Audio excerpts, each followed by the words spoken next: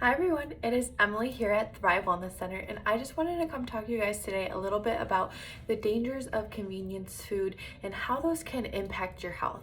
We kind of have this general synopsis that, fast food and processed foods are not great for us, but let's go into detail why and talk more about that. So, first of all, I want to put out there that obviously there is so much madness around diet culture. There's this fad, there's this trend. You should be doing this and not doing this, but make sure you don't do too much of that. There's a lot of things that go around. But what I can say to be true through and through is that just reducing your processed food within your diet can make huge shifts and changes in a positive direction when it comes to your health. So, what I mean by processed food and what the definition of processed food is any food that's been altered during preparation to make it more convenient, to stabilize the shelf life, or to make it more flavorful. So basically any sort of boxed, bagged, wrapped food is usually going to be some sort of processed food. Now, there are obviously higher processed foods versus others. So, like for example, a can of tuna is going to be preserved in a way for freshness and to hold nutrition versus a box of macaroni and cheese, which is highly processed and doesn't contain too many nutrients for your body to utilize. So there's the difference between those things, because you're still going to run into things that are quote unquote processed, or like a bag of spinach at a store that's technically a processed food, but it's in its whole food form. So there's the difference between those things. So what it does is another good tip you can use is look at food as a whole, and if it is being eaten or bought as it appears in nature or closest to that form, the better. So it's a good tool to use. And about 50% of Americans' diets are processed food. And I'm not sure what year that number was taken, but I can guarantee that it is continually growing because the convenience factor is becoming such a thing in our society, which at the end of this video, we'll talk more about why, how you can avoid that and what you can do to help yourself out in that area of not having to just resort to convenience foods. Okay, so let's talk about the risk of convenience foods. And when I say, again, in processed foods, when I say these things, we're talking like fast foods, restaurant foods, foods at the store that are kind of like those microwave dinners, all of that sort of thing. Those are your convenience foods. So what they do is they automatically put an increase for cancer, diabetes, heart disease for a few reasons, okay? So one of the biggest reasons being that they have so many added chemicals and preservatives in them for their shelf life. So added chemicals and preservatives like nitrates, all of those sort of things do put digestive stress on our bodies, which then results into a lack of dysfunction in the immune system, hormone imbalance, increase in carcinogenic effects, which are what help create cancer. So you want to avoid those processed things to help reduce your risk of heart disease, cancer, and diabetes. Those are all, for the most part, usually foodborne illnesses. That's just not talked about enough at all.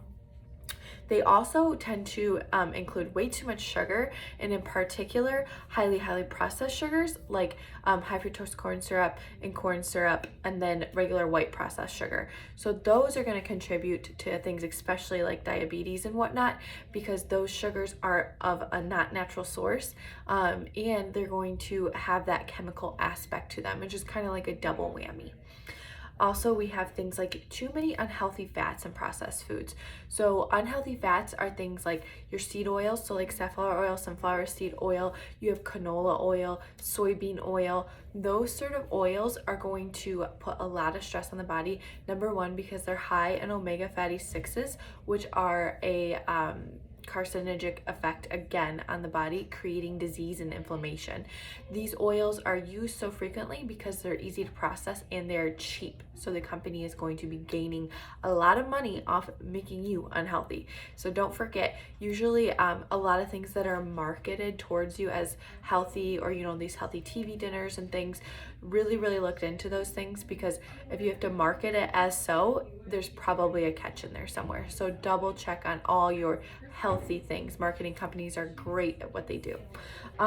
You want to also avoid processed food for the reason that it just lacks nutritional value. And when you have a lack of nutritional value, you're always going to have that hungry feeling. So when you are eating things that are highly processed, you're not actually getting much out of them, which can lead to overeating, which can lead to things like being overweight or obesity. It also can lead to things like actually being underweight and malnourished in that way. So we tend to see malnourishment as an underweight sort of issue, but malnourishment can rear its head in the form of obesity as well, because usually obesity, you have the tendency to never feel satisfied, so you continue to eat. Well, when you're doing that, you're eating foods that aren't nutritionally dense and your body is never satisfied. And that includes a lot of those processed foods in those like convenience foods. Also, they are usually very high in calories, which goes back to the nutritional value thing, high in calories that are empty calories. So you don't want to be consuming empty calories, because they are going to be stored as body fat and not utilized as energy. So again, empty calories, a lot of calories, so it's going to be stored as that fat, which is all a vicious cycle of why we're dealing with obesity pandemic. And in the United States, we're dealing with diabetes and heart disease out of control, because those convenience foods are becoming such a heavy part of our diet. All right, basically, for the most part, when you're eating convenience foods, you're not, in my brain, I kind of look at it pretty bluntly, like that's not food. You're eating made up food from chemicals and other things that they like to call food, but the real food is coming from your vegetables, your protein, like your meats and such, your fruits. All of those whole foods are real foods that are going to feed your body in a positive way. All right. Next, let's talk about how to fix it. So we have a few options for how to work on fixing that convenience food issue. First of all, take things one step at a time. Always go on a gradient, because when you do things too quickly, usually they don't work out for us too well. So take everything one step at a time. Let's say you eat out, 5 times a week is your average. That next week, I would say set up a goal and say you're only going to eat out 3 times. So you're eliminating 2 times of eating out, which means 2 more times for you to cook at home and to know what you're putting into your meal, and what you're going to get out of your meal for that fact. So you're going to put in good things and you're going to get out good energy, okay? You're going to get out healing. All of the things are going to happen. You also want to focus on preparing yourself. So I don't reach for convenience food if I'm prepared for my week or my day, so on and so forth. Sometimes you don't even have to look at the week ahead. You can just look at your day the night before, sit down. What do I have planned tomorrow? Am I going to be able to come home and have lunch? Do I have to go somewhere and have lunch? If I have to go somewhere, is there something more optimal than something like fast food or a heavier processed restaurant, like your chain restaurants? Your chain restaurants are going to use like low nutritional food because it's cheap for them, all of that. Find your local restaurants that are using locally sourced things, that are more picky about what they're serving to their customers. That is really important. So like Applebee's, Red Lobster, all those chains are probably not going to cut it.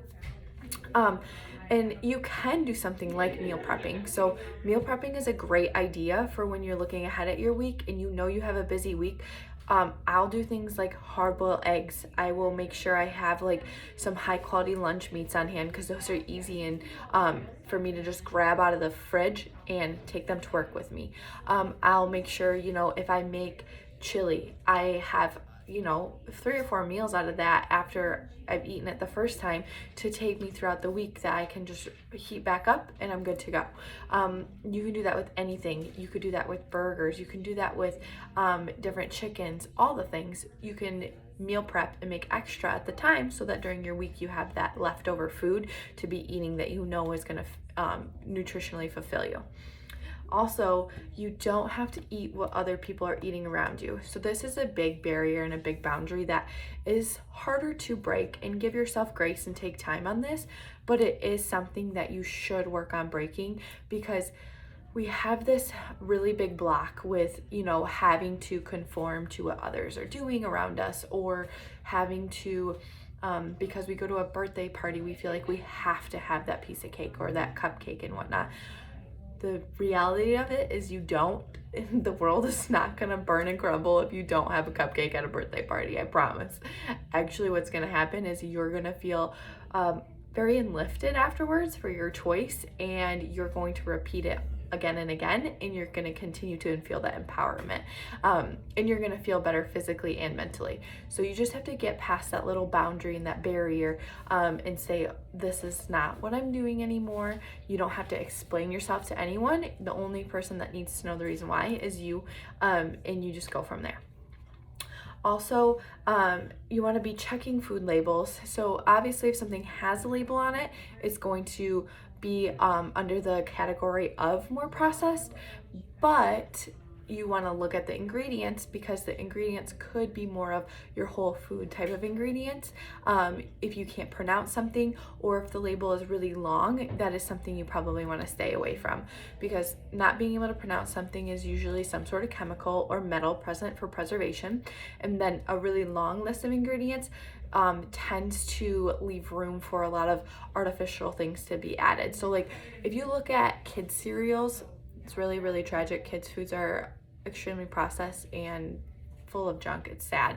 But if you look at kids cereals like Lucky Charms or Fruit Loops or something, there's a lot of quote unquote enriched things. So what enriched means is that that thing has been removed and replaced with something that is chemically altered. So it's like a chemical vitamin A, or they're like, enriched wheat flour. Not good. Avoid. It's just extra additive, an extra process that's added to that. So we want to make sure we stay away from those.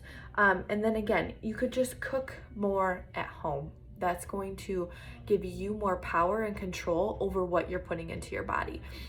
I always say my favorite restaurant is home, because I know what I'm putting into my food. Honestly, more than half the time, it tastes much better. And I get more fulfillment out of taking the time and the energy into my meal and then enjoying it in the end. So that's something to focus on too, just eating more at home. All right, you guys. That is all I have on convenience foods for you today. I hope that this helped out a little bit, and got you started on thinking about how you can eat less of convenience foods to help gain more control over your health and your future health. All right, everyone. Thanks for listening. We'll see you next time.